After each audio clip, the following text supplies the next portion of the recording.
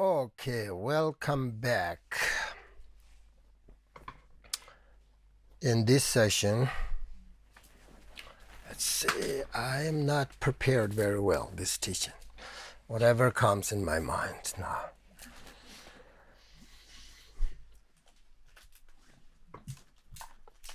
You know, in Buddhism, Dharma, Buddha Dharmas, Dharma is, in Buddhism, Dharma is understood in two aspects.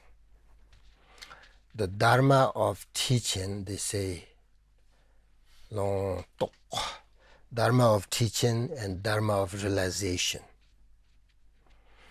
Dharma of teaching refers to activities such as hearing a teaching, for example, on Buddha nature, or reading a teaching, book, whatever,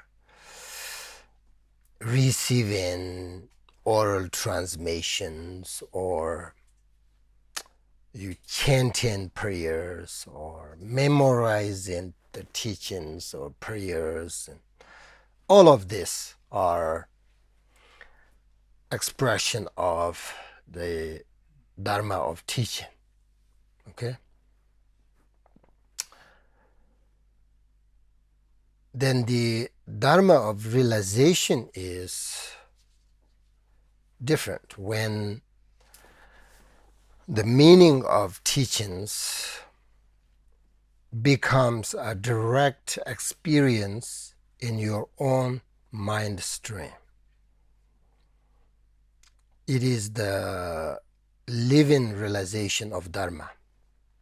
So Dharma of realization is what we become, not just what we know.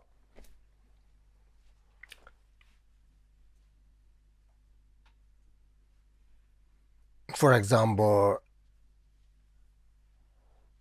meditating on Buddha nature until directly realizing the nature of mind, this is the Dharma of realization.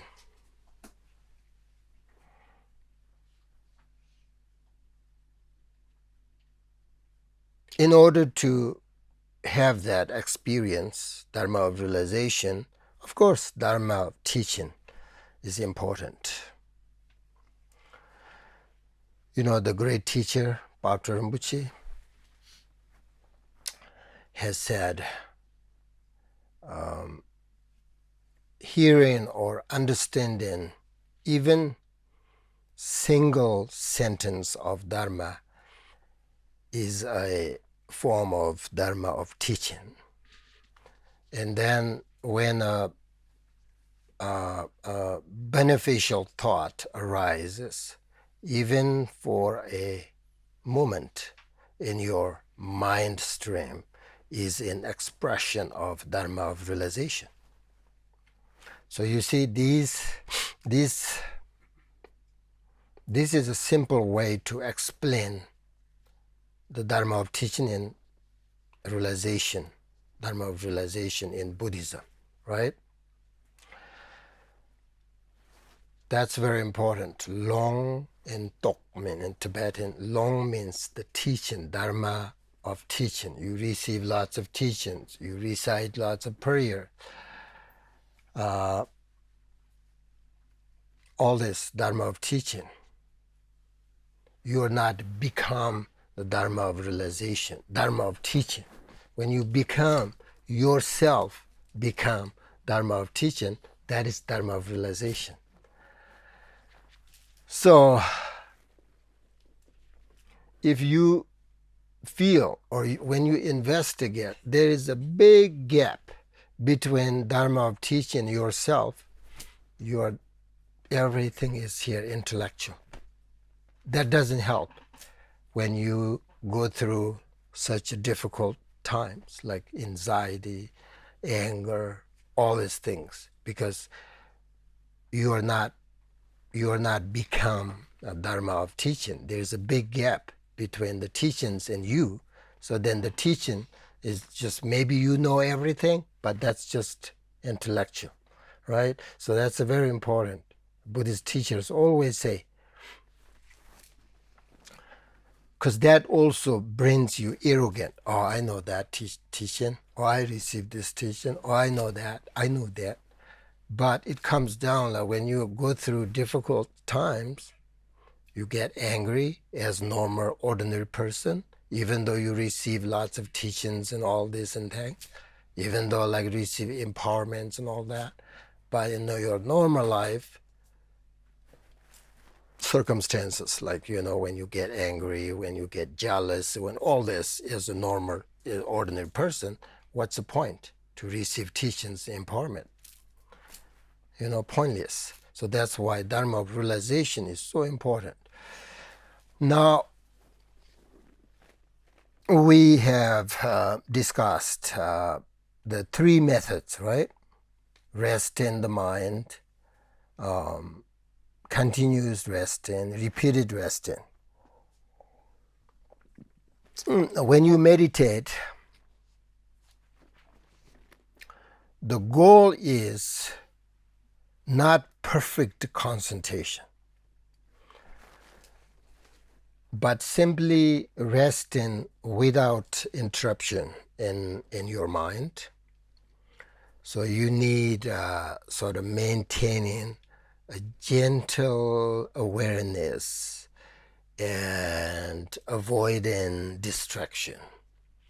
So when thought arise, just notice them and come back. It's not about intense like focus, but ongoing relaxed attention. So relaxed attention is more important than intensity. Do you understand what I'm saying? So whenever you notice you have become distracted or lost in thought, you gently bring your mind back, resting again and again and again. So if you are using the breath, feel the entire inhalation and exhalation without thinking anything else. I kind of tried to how you become a dharma of realization, not dharma of teaching, right? So if you are practicing open awareness, you should rest in the space of knowing itself.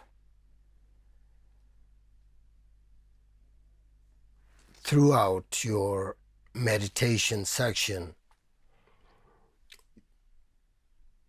you will lose the object, I think, many times, but each time you realize you are distracted, don't judge, simply return to resting. Each time you come back, when you come back, the habit of awareness depends. Every time you come back, you are developing your mindfulness. So you are training mindfulness through sort of these methods. These three methods are important to keep in mind and remember during your meditation. And another important point to remember is that if you want your meditation to be truly meaningful, you also need two more things: the right motivation and dedication.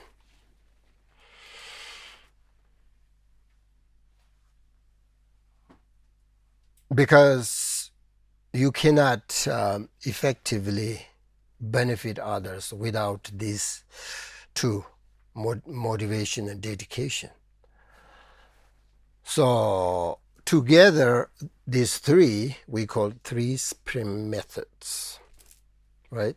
Right motivation, then your mindfulness, concentration, don't lose your mind, and then at the end of your meditation, you dedicate. If you do these three, whatever you meditate becomes really meaningful, very beneficial, not just for yourself, but also for many ways. Now, here I have some additional recommendations that can help you when you feel stuck or lose enthusiasm in your meditation practice. I hope, because this happens all the time. People, because of the circumstances. You have a very busy life or very difficult situation.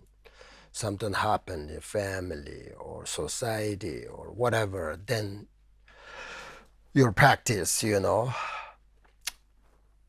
become, you have this, because of the situation, you lose sort of this enthusiasm in your meditation practice. So I think we need some sort of methods and instructions that inspires you no matter what situation you're in. So one,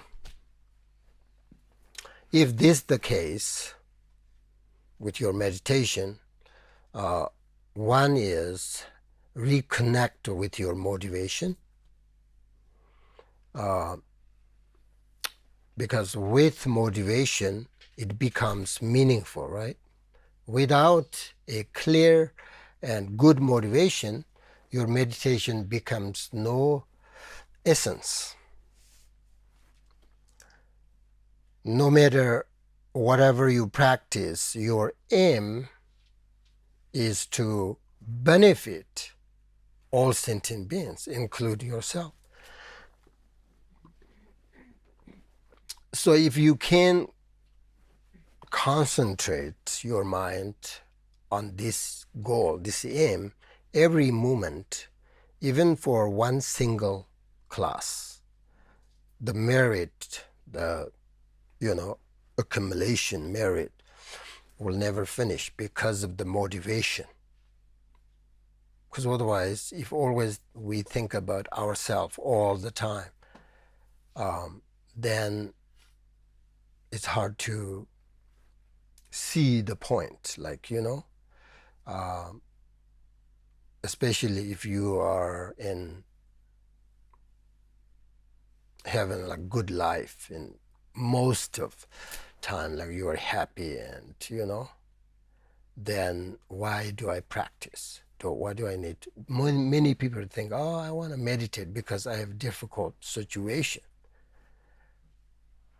I mean, it's good. It's good motivation, but it's you can make more. So that's why motivation, is important. If you meditate in this way for even just one moment, the teachers say that it will be so great. I want to meditate the benefit of all sentient beings. If you sort of have that kind of motivation, it gives you, enthusiasm, and you can see the benefit. That's the first. Second,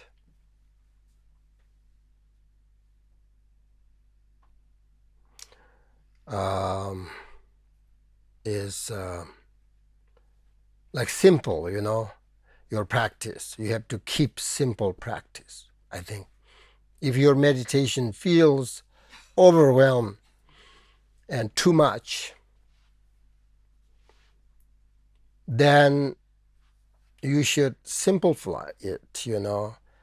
Try, for example, shorter sessions, and keep your meditation very simple, not complicated. Just to focus on, for example, say, oh, this month I'm going to focus on my mindfulness, nothing else. And then next time, if you want to change your meditation, don't do like, oh, mindfulness, compassion, bodhicitta, Buddha nature, all of that together. That would be too much. And then you just move, okay, this month I'm going to meditate on compassion.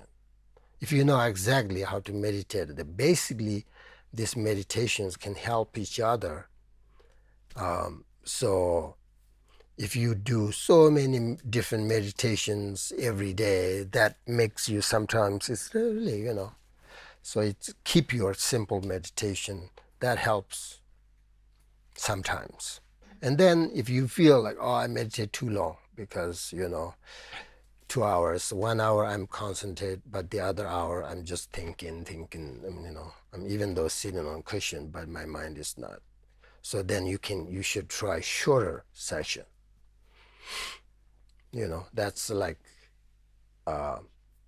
used to like the great teachers, they always say, meditate 5 minutes, concentrate, and then take a break, 3, 4, 5 minutes, whatever, and then go back. Like keep shorter sessions. And then the third, meditate with like this, with others, together, sometimes really helpful. Join in a group or receive some teachings that can help re-inspire your practice. If you feel disconnected from your meditation practice, join in the Sangha member, good community, nice people, inspires you so that you can meditate more, continue. That's important. And then if you feel disconnected from your meditation, you also can, speak with teachers. I have this problem, that problem. They can offer, support and encouragement, and maybe they have more methods and give you some good instructions. So that's important. And then another is also when you meditate, try to let go of your expectations. Because some people really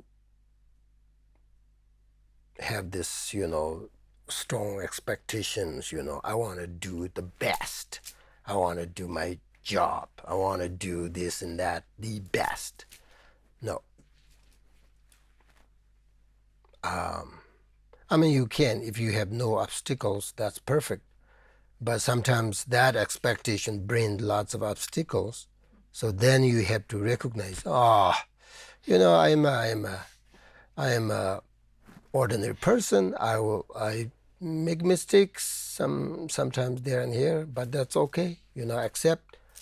Try to let go your expectation. That helps because when you let it go, you create peace for better things to enter your life. Meditation is about relaxing, observing, and free from any judgment, yet fully aware and relaxing. So if you have strong expectations, then it's really hard to do these things in your meditation. Another is meditate on something that is not completely beyond your current capacity. You know, for example, today we're talking about the Buddha nature. Buddha nature is actually the highest in Vajrayana, whatever Buddhism, the highest meditation. Maybe you are there. Maybe it's good for you. Maybe it's you're not there yet. You need develop good foundation in order to meditate on Buddha nature. And if you have not built, good foundation, then you meditate Buddha nature. It's hard because it's maybe completely beyond your current capacity, right? So you need good methods in order to reach there. So you choose something to meditate on that feels within your capacity at this moment, because that gives you lots of energy, good energy, and I can do this, and brings confidence in your mind. So that helps develop your meditation. So just everything is meditation. Just watching your mind is basically one of the greatest of your life. And teachers say, expect nothing but appreciate everything.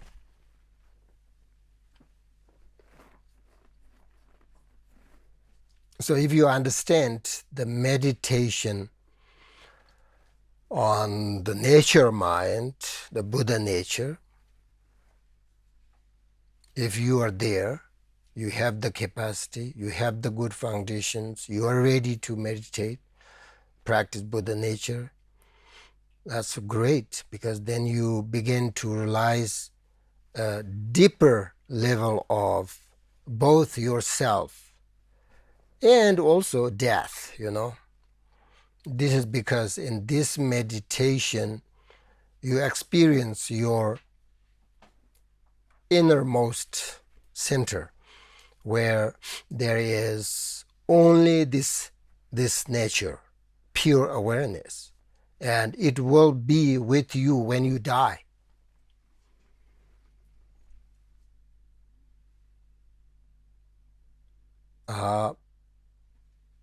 That point of view, you actually never die. There's no death.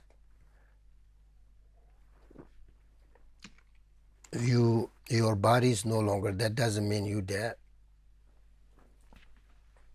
Or maybe you're dying every day, every single moment. So Buddha nature, is always, it's beyond death. This is because you are this pure ultimate awareness, and that is the limitless, I think, and it will be with you forever.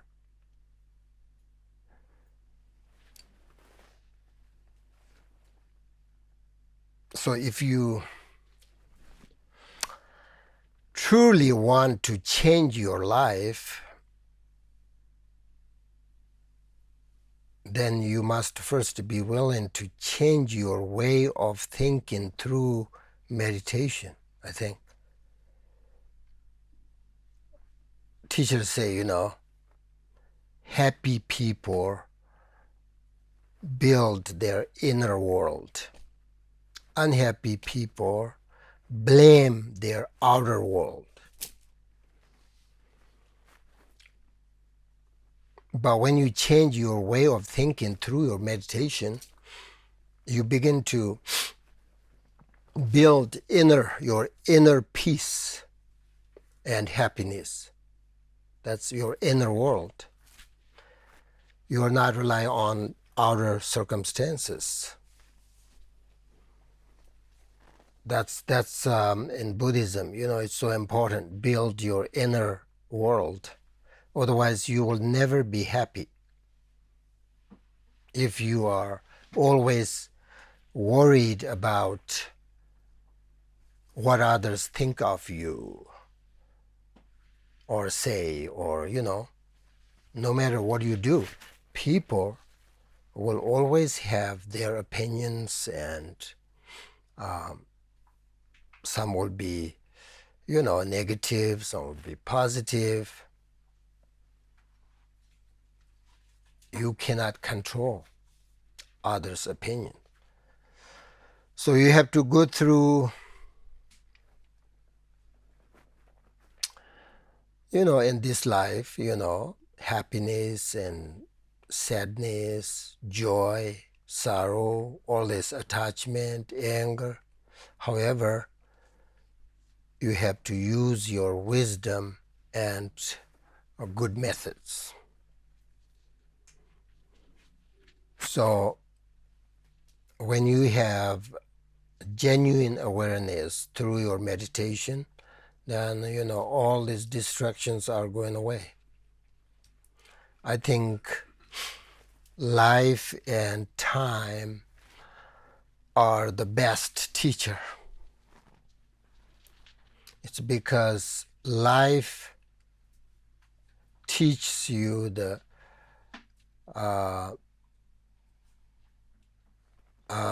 perspective of time, and time teaches you the preciousness and value of your life. So we have to recognize that. Therefore, always Buddhist teachers say, like, you have to do something meaningful every single day, because your lifetime is limited.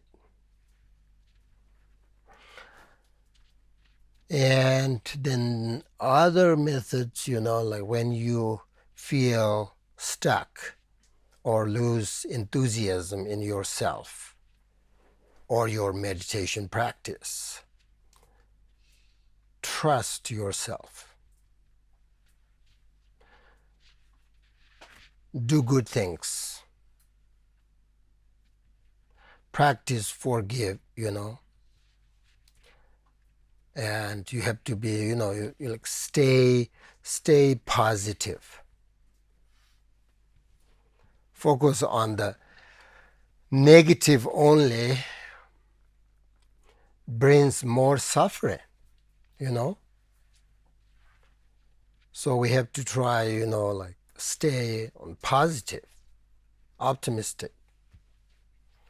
Not always focus on the negative side, because it brings all these emotions,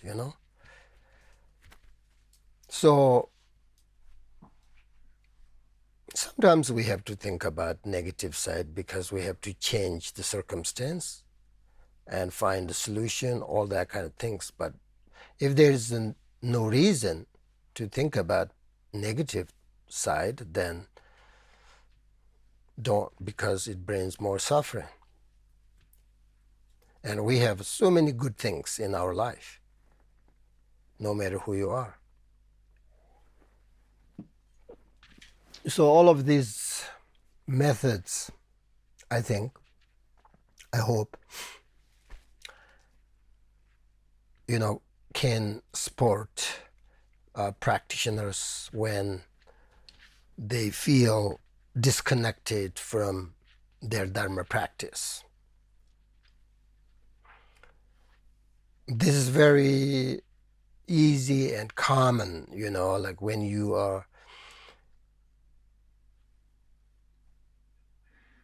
place where you live, like there is no dharma community or activities, and then just always, even though you have great motivation and want to practice dharma, but because of the surroundings and circumstances, it's just easy to lose, and you feel like disconnected from your practice, your dharma. Then it's really hard. That happens to many people. They say, I was practicing Buddhism, but not anymore. Why? Because I don't feel benefit. That's true. So if you don't know how to keep your meditation, then it will happen. So in Buddhism, Dharma practitioners usually need at least, I would say, 3 essential qualities. The first quality is, as I mentioned above, is wisdom. Buddhism, wisdom is so important. Otherwise, everything's blind. Then you will have a blind faith, a blind belief, without wisdom. It's the develop wisdom is important. Wisdom includes the wisdom of learning, wisdom of contemplating, wisdom of meditating. These 3 things. Without one of these, you cannot develop your wisdom. You have to learn it, you have to invest, you have to meditate. That's important, okay? Dharma practitioners in Buddhism, first quality is wisdom. Second quality is trust. Trust, once you develop your wisdom, trust in the teachings, trust in your teachers, trust in yourself, knowing that enlightenment is possible. Right?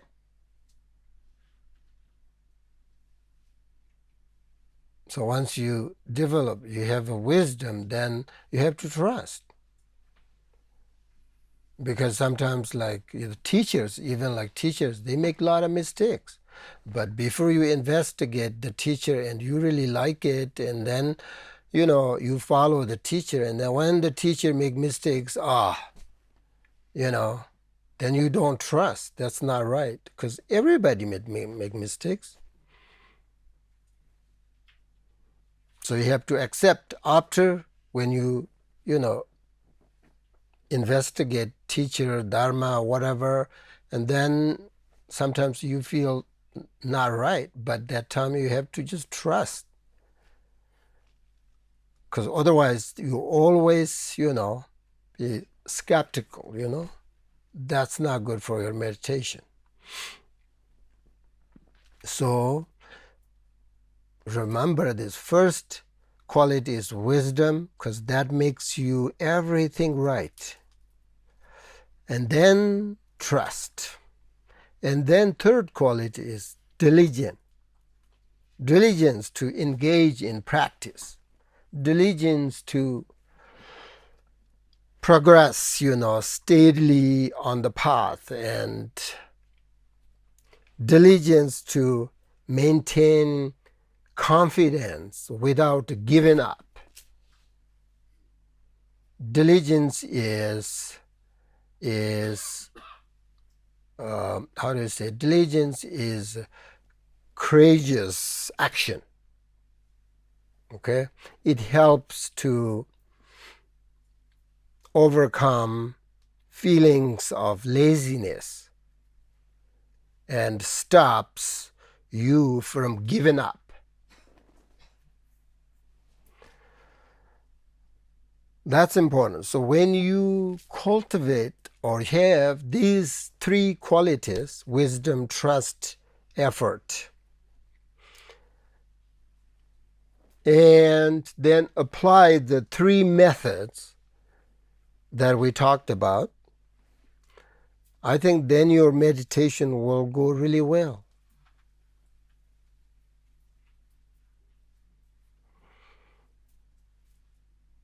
And then another thing, sometimes people believe that the purpose of meditation is to stop all thoughts.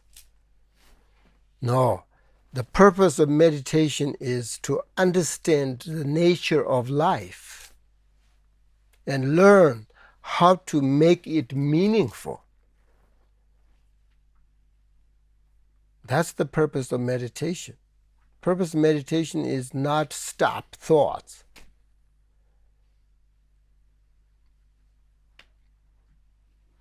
You have to understand the nature of life through meditation. And then you have to learn how to make it meaningful. Because this is a wonderful opportunity, once we have a precious human life, we have to make it meaningful. Otherwise, who knows next time whether you have this opportunity again or not. If you believe in future, if you don't believe, that's a different story. So it is important to reflect on, what brings true, genuine happiness into daily life and what gives the most meaning to your life. It's all about Buddhism.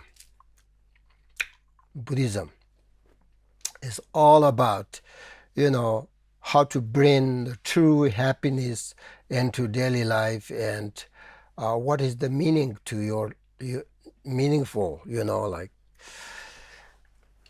this life, how to use it. So the Buddha said that the human life is a gift beyond measure and a great blessing.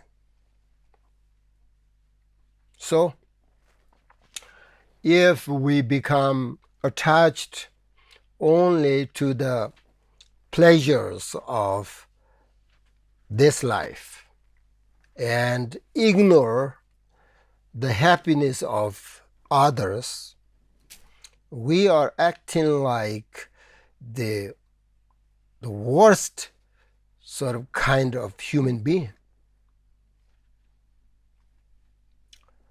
So from a Buddhist perspective, it's true that living selfishly and focused only on personal happiness and ignore others is bad.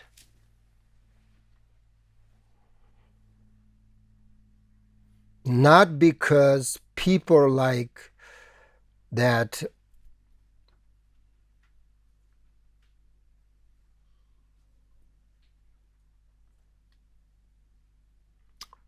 are bad, but because they're missing the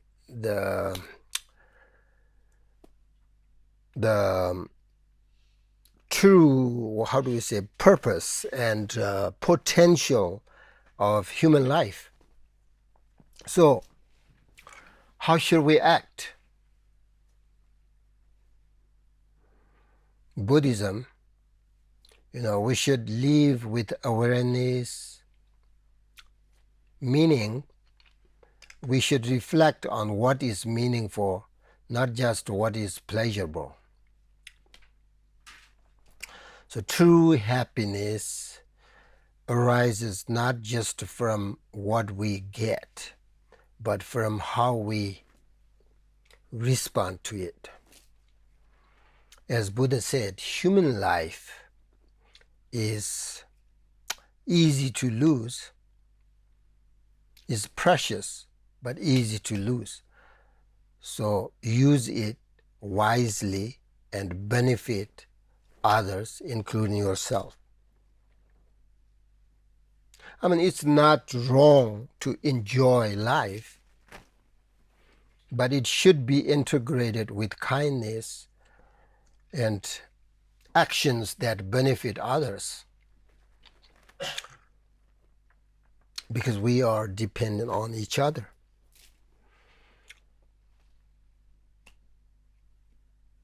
So we have the human beings, have the intelligence to transform our mind in accordance with the dharma, if you are Buddhist.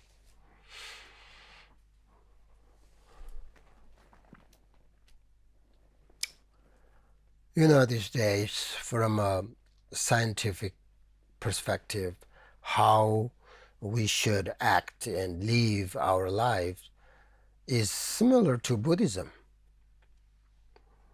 like practice in mindfulness, help, reduce stress, right? Because being present allows you to make better decisions and improve quality of your life. Kindness, generous is good for, they said, good for the brain. I believe it. Loneliness can lead to anxiety, depression, while strong social bonds improve physical and mental health. You see, these are not different from spiritual traditions like Buddhism. It just uses different language, I think. So make a human life meaningful, it's important to use intelligence toward, a positive direction. There's great teacher Longchenpa in Nyingma lineage said that being born as a human being is a unique situation. I mean, it's true, right? Most animals, they don't have this opportunity to practice Dharma or understand life. So if we practice Dharma correctly, we will find peace, happiness, and more, reach enlightenment. That's why human life is precious. So we will experience increasing amount of happiness and satisfaction. If we don't use this precious opportunity to practice in this life and act sort of negatively, of course we will continue to experience unhappiness, because our mind is very negative in this way. So that creates unhappiness. So if you understand the value of this precious human life, it will give you the motivation to practice, mind training. Through training the mind, you will come to understand even more deeply how precious this life truly is. Therefore, it's very important for us to practice what we have learned from meditation. Our problem is we understand a lot. We understand a lot, actually too much. But then we don't practice. Then we have this big gap between learn and our life. That's not helpful. That's actually very harmful. Become arrogant, and it's not. It's so we learned a lot. That's nice, but more importantly, we have to meditate. Meditate, like This, meditating on Buddha nature, meditating on patience, impermanence, love, the preciousness of human life, all this. Preciousness of human life can help us to overcome all the negative emotions and guide us how to live meaningful, and then on the path to all the way enlightenment. So that's why human beings have great potential, that can be realized. So all of these qualities make life unique, precious, peaceful, happy, enjoyable. Isn't that what we want? Each one of us is capable of experiencing joy, love, and all this happiness. So these experiences are sort of true nature, They are the key to our liberation from suffering. So if your happiness relies on only external things, then it will not truly satisfy you or free you from desire and attachment, all these negative emotions. So these are important, to understand. And there are two types of happiness, right? There's a relative happiness, which is the practice of, in Buddhism, practice of contentment, satisfaction. Then there is ultimate happiness. That is a deep understanding of the nature of life.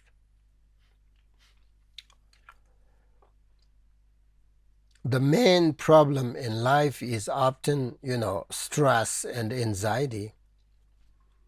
So, how can you create a healthy relationship between your spiritual and your worldly life? You don't have to give up your worldly life in order to practice spiritual. Many people feel a separation between their spiritual and worldly lives.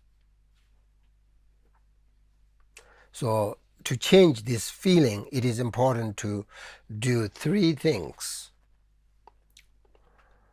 First, you should try to, as I said, correct your motivation at the beginning of your day.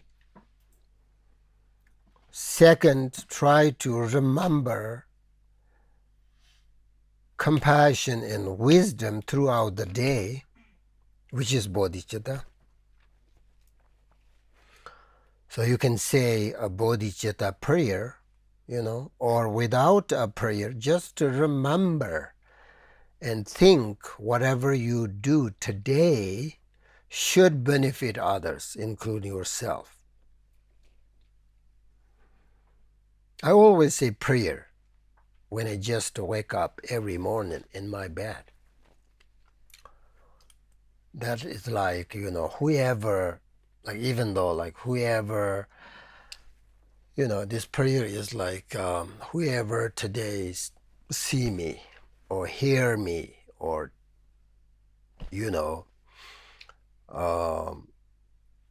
whoever hears the teachings I have shared, whoever, sees me or hears me, touches me, remembers me, or, connects with me in words or whatever, may they give rise to the supreme bodhicitta and the awakened mind of compassion and wisdom. That kind of prayer, Then you are not thinking like, oh, I want to be happy today. I want to be do that. I want to get this. I. and and also like whoever uh, have connection with me, benefit and happiness to their body and mind, something like that. It's really the first, at the beginning of your day, correct your motivation like that is really important. And then that's the second. And the third, you should try to dedicate all your actions at the end of the day. If you do these three important things, then you are not, I think, wasting your time, even if you feel a separation between your spiritual and worldly life. People always say, like, I'm very busy, I don't have time for meditation. I understand that, but if you have this kind of motivation and action, then even like your worldly life, it becomes kind of spiritual meditation. So through this kind of three method, three instructions, whatever, you can make a perfect relationship between your spiritual and worldly life. So then you feel really satisfied, and that satisfaction, contentment brings genuine happiness because you feel like, oh, I do something meaningful today. That's all. Meditate for 5 minutes. Are you tired? Oh, that's good.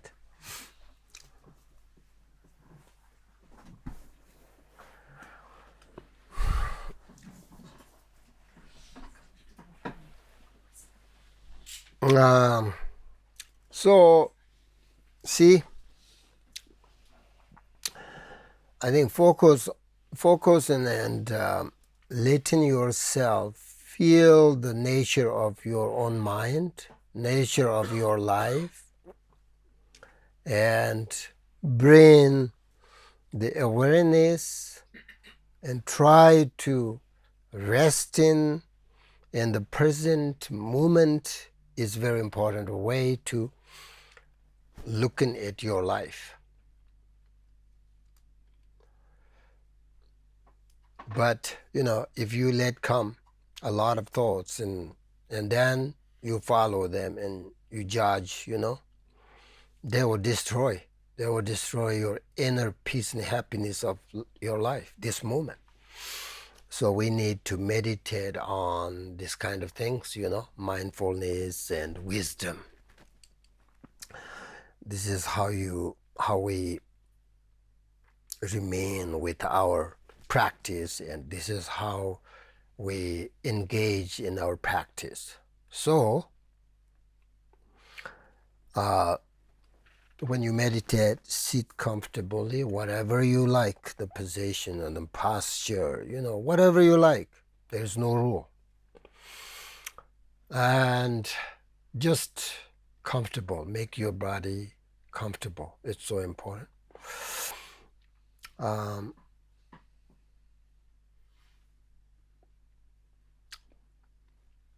And aware of your thoughts without any opinions and any ideas.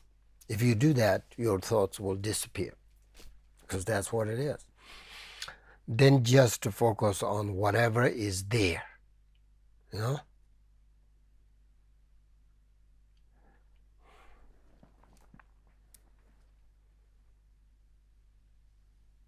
So if you realize that you're following your thoughts, then just to be aware of that.